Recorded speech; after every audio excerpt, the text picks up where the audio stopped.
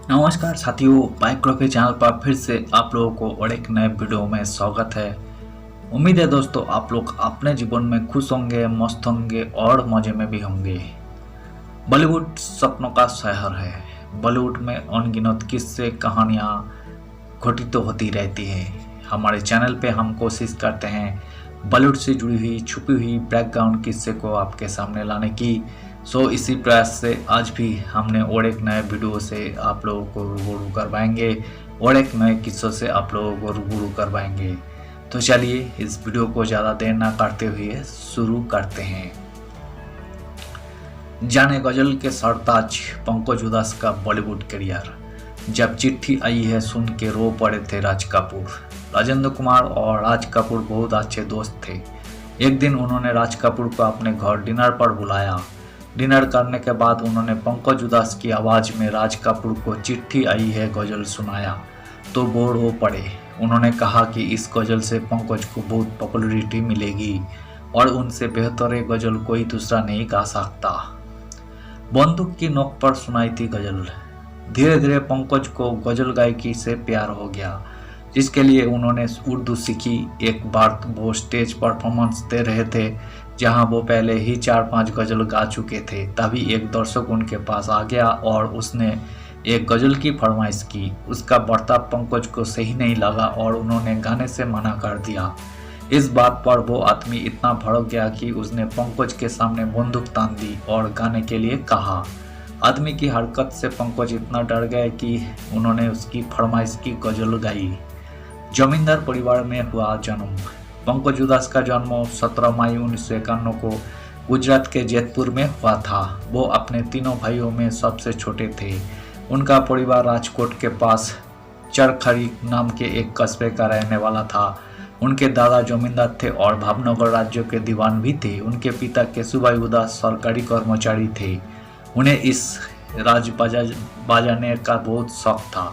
वही उनकी माँ जीतूबेन उदास को गाने को बहुत शौक था। वही वजह थी कि पंकज उदास समेत उनके दोनों भाइयों का रुझान संगीत की तरफ हमेशा से रहा। गाने के बदले मिले थे 51 रुपए। पंकज ने कभी नहीं सोचा था कि वो अपना करियर सिंगिंग में बनाएंगे। उन दिनों भारत और चीन के बीच युद्ध चल रहा था। इसी दौरान लता मंगेशकर का आए वतन के लोगों को गाना रिलीज हुआ था। पंकज को ये गाना बहुत पसंद आया। उन्होंने बिना किसी की मदद से इस गाने को उसी लय और सुर के साथ तैयार किया। एक दिन स्कूल के प्रिंसिपल को पता चला कि वो गायकी में बेहतर है, जिसके बाद उन्हें स्कूल पेयर टीम का हेड बना दिया गया। एक बार उनके कॉलोनी में माता रानी की चौकी बैठी थी। रात में आरती भजन के बाद वहाँ पर कल्चरल प्रोग्राम होता था। इस दिन पंकज के स्कूल के टीचर आए और उन्होंने कल्चरल प्रोग्राम में पंकज के एक गाने की फरमाइश की। पंकज ने ए मेरे वतन के लोगों गाना गाया। उनके इस गीत से वहाँ बैठे सभी लोगों की आंखें नम हो गई। उन्हें खूब वाहवाही मिली थी। दर्शकों से एक आदमी ने खड़े होकर उनके लिए ताली बजाई और इनाम के रूप में उन्हें 51 रुपये दिए। संगीत अकादमी से संगीत की पढ़ाई की। पंकज के दोनों भाई मनोहर और निर्जल उदास म्यूजिक इंडस्ट्री में जाना पहचाना नाम है। इस घटना के बाद पेरेंट्स को लगा कि पंकज भी अपने भाइयों की तरह म्यूजिक फील्ड में कुछ बेहतर कर सकते हैं, जिसके बाद पेरेंट्स ने उनका एडमिशन राजकोट में संगीत अकादमी में करा दिया। काम नहीं मिलने से आहत होकर विदेश गए। वहाँ पर कोर्स पूरा करने के बाद पंकज कोई बड़े स्टेज शो पर परफॉर्मेंस करते थे। वो अपने भाइयों के जैसे ही बॉलीवुड में जगह बनाना चाहते थे। इसके लिए उन्हें 4 साल का लंबा संघर्ष किया। इसी दौरान उन्हें कोई बड़ा काम नहीं मिला। उन्होंने फिल्म कमोना में अपने एक गाने को आवाज़ दी थी, लेकिन वो फिल्म फ्लॉप हो गई, जिस वजह से उन्हें भी कोई खास पॉपुलैरिटी नहीं मिली। काम नहीं मिलने से दुखी होकर उन्होंने विदेश जाकर रहने का फैसला किया।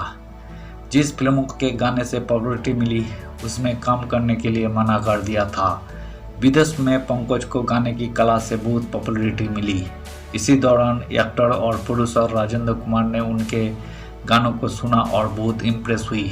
वो चाहते थे कि पंकज एक फिल्मों के लिए गाए और कैमियो भी करे। इसके लिए उनके असिस्टेंट्स ने पंकज से बात की, लेकिन उन्होंने मना कर दिया। इस बात और पंकज के रवैये का जिक्र राजेंद्र कुमार ने उनके भाई मनोहर से किया। जब मनोहर ने यह बात पंकज को बताई तब उन्हें बहुत बुरा लगा। उन्होंने राजेंद्र कुमार के असिस्टेंट को कॉल किया और मिलने के लिए मीटिंग फिक्स की। इस मीटिंग के बाद उन्होंने फिल्म नाम में काम किया और गजल चिट्ठी आई है को अपनी आवाज़ दी। ये गजल उनके करियर के बेहतरीन गजलों में से एक है। इस गजल की एडिटिंग डेविड धवन ने की थी। पंकज ने 11 फरवरी 1982 को फरीदा से शादी की थी। एक कॉमन फ्रेंड की शादी में दोनों की मुलाकात हुई थी। पंकज को पहली नज़र में ही फरीदा पसंद आ गई थी।